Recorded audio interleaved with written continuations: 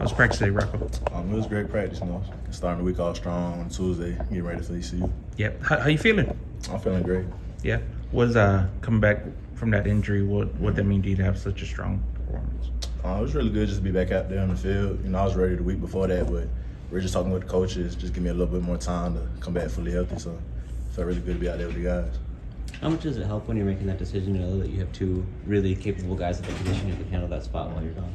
Honestly, I think it helps out for the whole season. It's a lot of wear and tear in the running back position specifically. But you got a lot of good people in that position too, it takes the load off of you. So I feel like it's a good thing. He mentioned that he thinks you guys can show everything you need to show for the next level in 10 carries and then stay fresh.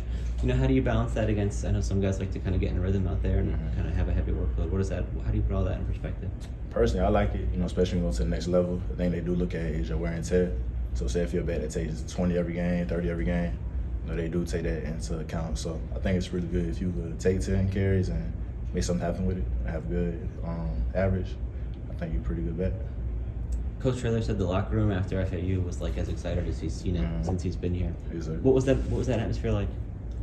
It's really just ecstatic, honestly. We really just all been working hard, really just looking to get back on track. We 24-3 in conference, so looking to really just keep building and just keep it rolling. Was there something about that game or that moment that brought it out of you guys at a higher level, or why was that so special? Not that I know of. I think it's really just all of us. We just love each other.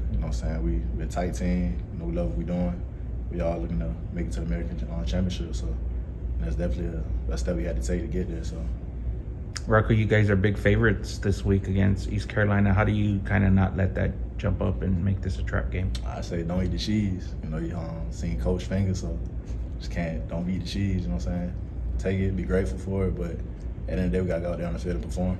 Coach was also telling us that I guess he pulled out some of the receipts of some of the things people were saying. How's that been received by the guys, like in the past, some of the things people were saying in the past? I think that's just, it's just a part of the game. That's with whatever profession you have. Those people gonna be naysayers, gonna be people that doubt you. So, you take it, you let it motivate you. But at the end of the day, we know who we are, and we play for the people that believe in us.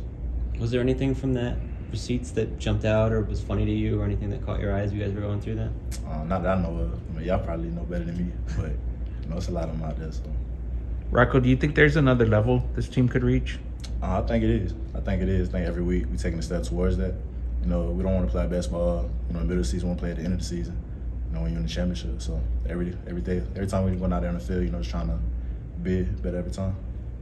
You see any differences from early in the season? What things have improved when you look at your guys' play overall? I would say yes. Just playing more ball, getting used to it. You know who your playmakers are, who your people are, and those type of things you got to have when you're going deeper into the season. And good for us that we have a good bit of depth still. A lot of teams, they start to wear down, and you only have 1 or 2 deep, or just 1 deep. So we still got 1 to 2 to 3 deep here. So I think that's been really good for us. What's your take on the play of the offensive line? Those guys had to shuffle around a lot during the beginning of the season. Now it looks like they're pretty settled. Yes, sir. I think it's a good thing. I think it's good that you have everybody that stay ready. You stay ready, you don't have to get ready. So, due to injuries and, just understanding we got better people that can, benefit us. So I think it's things like that. You understand that as you keep playing ball, and I think we're starting to hit stride. As the success starts to come, what does it take to kind of keep your edge and still have really productive practices? I would just say stay humble. Know where you started from. Not everybody wasn't always like this. Beginning of the season, we had a rough start too. So just staying humble, staying grateful, and just trying to play our best ball in the season. You mentioned Coach Traylor's finger. What was that moment like in the meeting?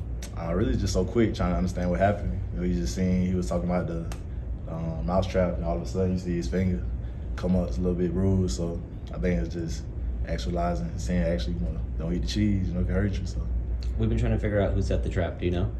I don't know, but if I did, I still wouldn't tell you. I don't know though. I truly don't know though. So. Got it. Thanks, Rocko. Appreciate it. Appreciate you.